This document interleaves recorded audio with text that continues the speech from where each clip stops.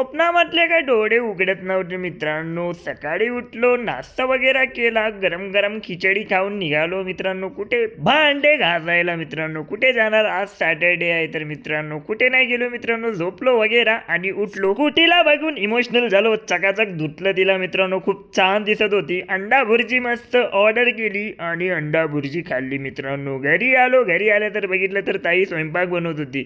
So ताईला सांगितलं की तू स्वयंपाक बनव आणि मी जातो माझ्या कामाला मित्रांनो. मग काय आपली ड्युटी चालू मित्रांनो. 9 ते 6, 9 ते 6, 9 ते 12 मित्रांनो आपली पार्ट टाईम जॉब.